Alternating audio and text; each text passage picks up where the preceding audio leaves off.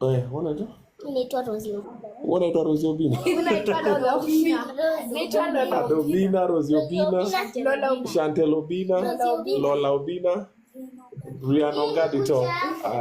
yangu yuni kichwani. So, wasiwaje niwaambie huyu kwa nini naitwa Queen Obina. So huyu ni demi ya jamaa fulani anaitwa Smile. Anaitwa Smile Prince. You know him? Yeah, so juzi alikuja kwa interview, tukapiga picha, nikashikilia hivi huyu anaitwa Queen Obina, sasa alikuwa anaitwa Queen Keke. Queen Keke. So nikamshikilia hivi, nikashikilia chali yake hivi, tukapiga picha. Wacha chali yake aniamukie the following day. Akaniokota akaniambia, "Obina, umeshika demu yangu vibaya, sijui need to apologize." Nikamwambia, ni apologize nimefanya nini?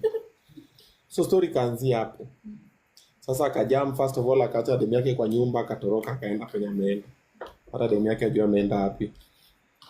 So akasema demu yake anamcheat na mimi. So demu yake akakasirika, so demu yake akasema wacha sasa nikupange. So mimi nikaona venye alikuwa anakuja hivyo, nikamwambia in fact huyo demu yako atakuwa demu yangu naitwa Queen Obina. Alafu demu yake akaenda akachange na TikTok akaanza kujiita Queen Obina. Ndio sasa anaitwa Queen Obina. So sasa hii si Queen Keke sasa. So mambo ikachemuka. So anaitwa Queen Keke. anaitwa Queen Keke. No, Keke sio mvulana. Keke ni yeye, ni Burundi. That what is Burundi? What is Burundi? Rosie. Burundi is a country, mami. Yeah, next to Rwanda. So Kenya, Uganda, Rwanda, Burundi. Burundi? Ndani ya kijiji. Anasema atakuja umpeleke Kanairo. Ati Ada anasema atangoja nipeleke Kanairo. Si Kanairo is Nairobi. Najua. Ati Brianna unipeleka Kanairo ni? No, tomorrow is Saturday.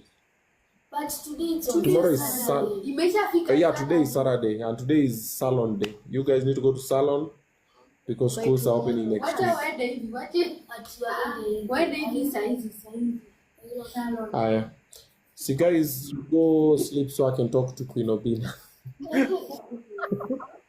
And you know, the boyfriend is even watching this live. So what has been happening is, so the boyfriend did that and then we met today for lunch. I took her for lunch. Boyfriend yake akatufuata akajificha akaturecord. So akasema, tumepeleka demu yake lunch nini. So mama imechemuka. So there are few people who are like, karibu shemeji, karibu Kisumu. Kuna watu wanaambia usijaribu kuacha brother yetu. Then kuna pia wale wanaambia